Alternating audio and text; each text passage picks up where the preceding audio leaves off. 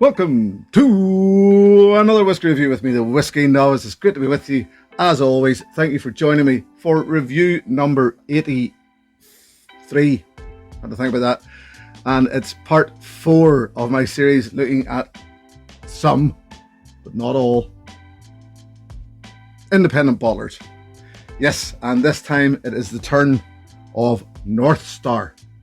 North Star, established by an ex-AD Rattray employee, Mr. Ian Croucher, in Glasgow, and started bottling in 2016.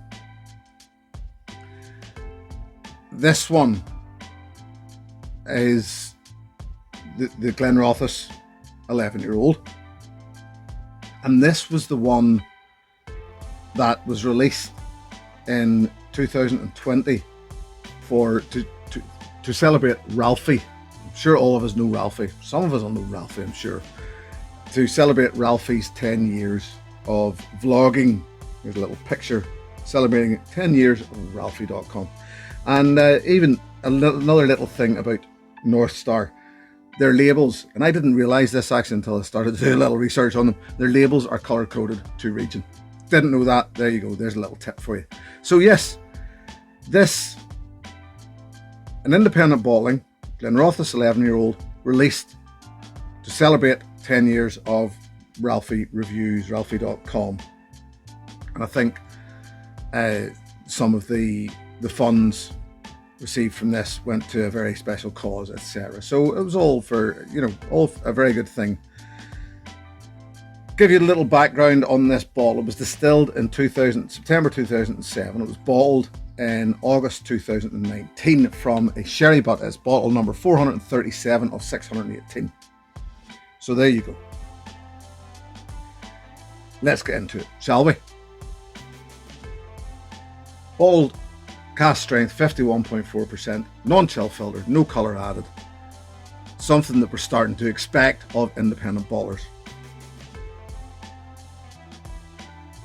This, on the nose, I would describe as a classic sherried Speyside whiskey.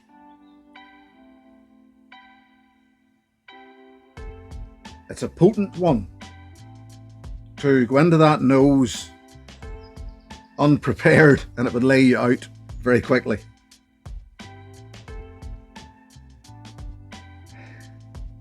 I'm actually going to say about it being, for me, a classic sherried Speyside whiskey. I'm going to give you their tasting notes on this one. I don't know whether it was them or Ralfy or who it was, but just what's on the bottle, because there was something came up and it made me giggle, and it sort of threw a curveball, but we'll get to that in the palate. But their nose, so I said classic Speyside, sherried Speyside. Their nose, tasting note, is Oloroso sherry fumes. So there's not just me being vague, but the guy that printed the label being a little vague as well. Yeah, once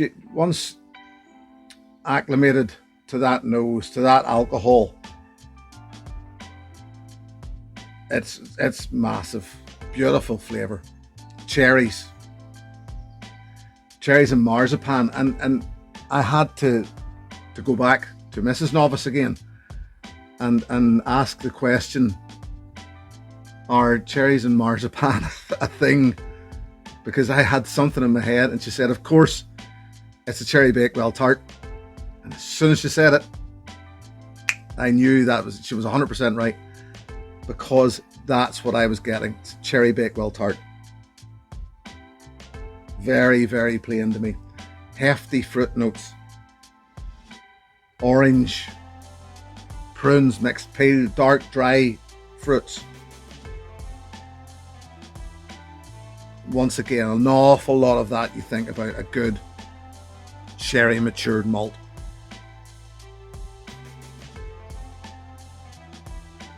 After a while settled, you get past the notes of the fruit, you past that cherry bakewell, there's a slight hint of shoe polish. a very slight hint of matchbox, but that's all very slight faints. But this is a very, very nice nose, a very refreshing. I did say earlier that the alcohol is quite forward, but once it settles out, the fruit, that cherry bakewell tart, all very, very pleasant, very nice.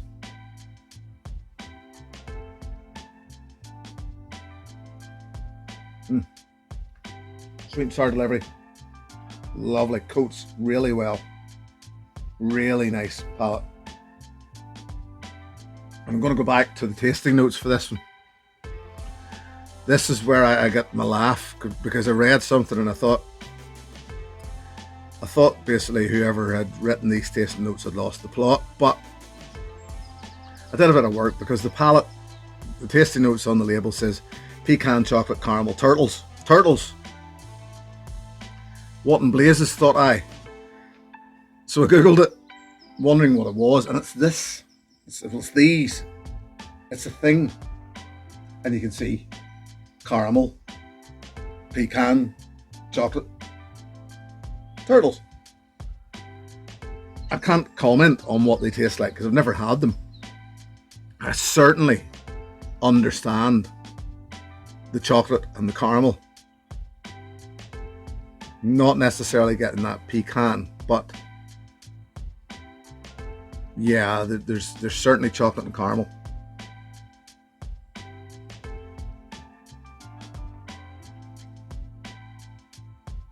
Dark, rich, fruitcake, hint of ginger, hint of cinnamon. See, there is a nuttiness. There's a slight nuttiness. But I would consider a pecan to have a slightly bitter edge, which I'm not getting in this. But yeah, definitely a nuttiness.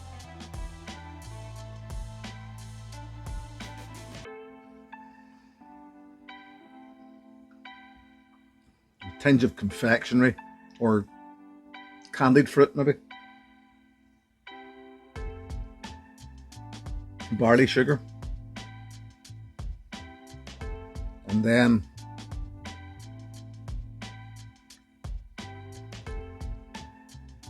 sharp lemon sherbet. It's not just lemon, there's a hint of lime coming through as well. Yeah, there is.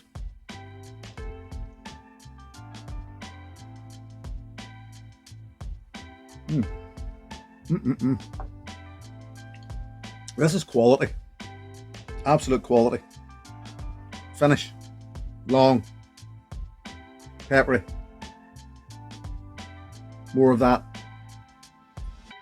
lemon and lime tingling around in the background.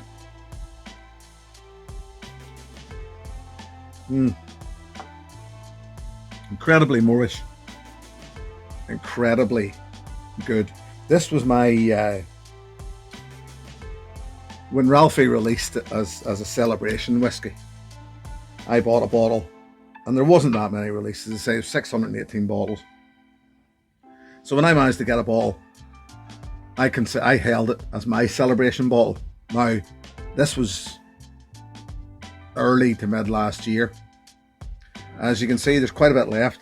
So as that would suggest, there hasn't been a lot to celebrate in that time.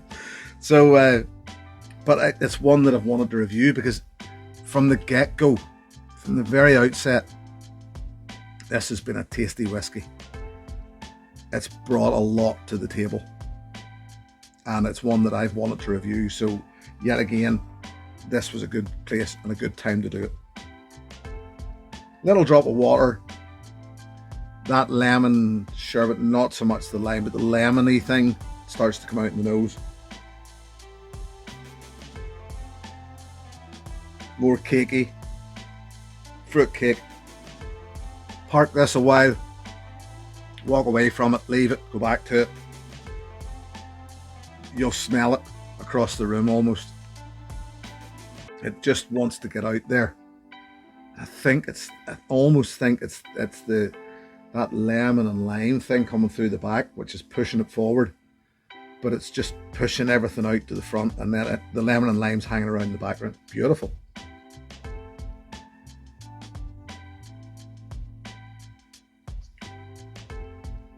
That was a little drop of water there.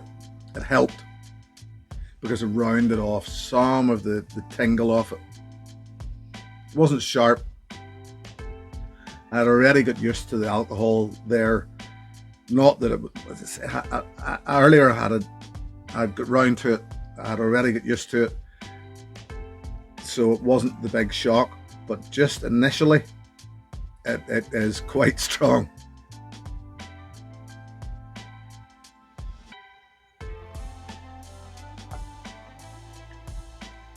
Yeah, caramel comes forward, chocolate comes further forward. Yeah. Very nice. The finish doesn't lose anything. Yeah. I hope there are a few of you out there who manage to get your hands on this. It is pucker. It is a very good whiskey. It's testament to a man who knew what he was, or knows what he's doing. That being Ralfy, of course.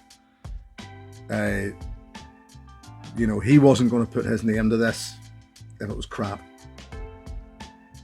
And crap, it ain't. North Star, already for what's yet again a relatively only 5 years old, really. North Star. So they've already established themselves very, very well and get a great name as far as I can see. So if you get the opportunity, it's worth taking a dip, take a look at North Star. Yet again, I've said it before, if you have a distillery that you're particularly fond of, there's a good chance North Star have bottled some of their spirit. Pick it up. These guys know what they're doing. You can pretty much take their word that it's going to be good. So there you go. I shall park this and move on to this. Yes, this time in If You Like This, Then Try This. What I'm going to recommend to you is to stop drinking whiskey for a couple of days. Just a couple of days. Reset your palate. And then go back to something like this. I was going to blather on there a minute. This is a bottling that I fell in love with.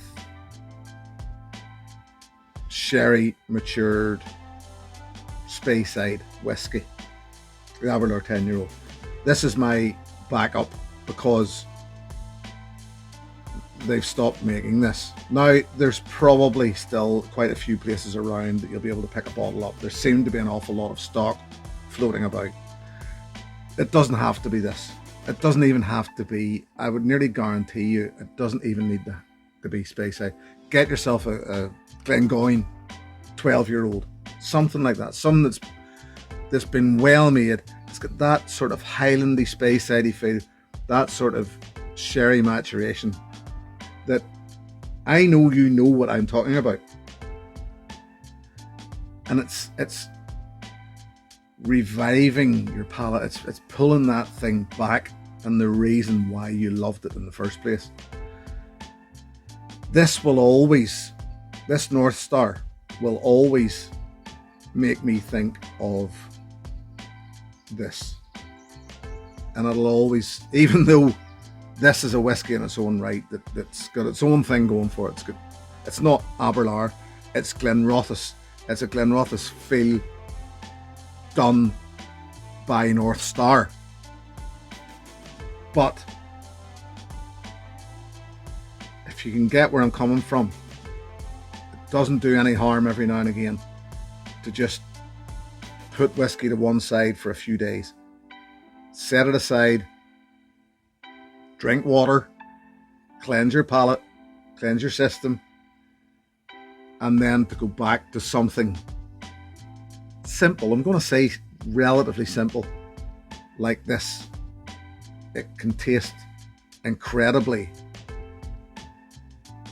rich. It can taste like there's more going on than you remember, and it's just something. Maybe I'm wrong, but I would recommend every now and again, if for no other reason, for the good of your health, give it a couple of days.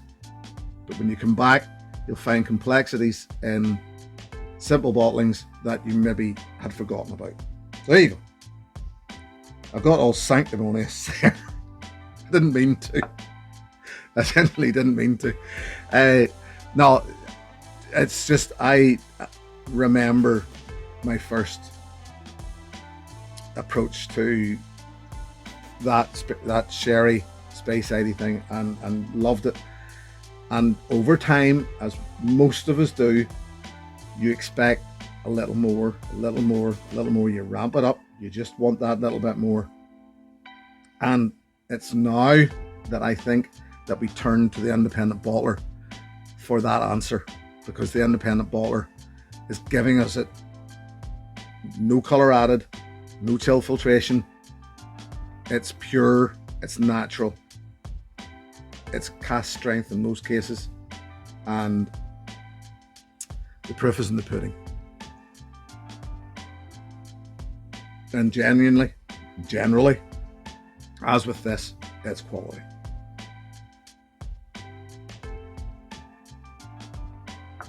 Quality. There you have it. Thank you very much for joining me once again. Thank you very, very much for your support. Thank you to my patrons. If you wish to join that group, please find the link in the description below. Till the next time, you beautiful people, here's to your good health. Cheers. Hey, thanks for watching my video. Please click and subscribe to be notified of further content.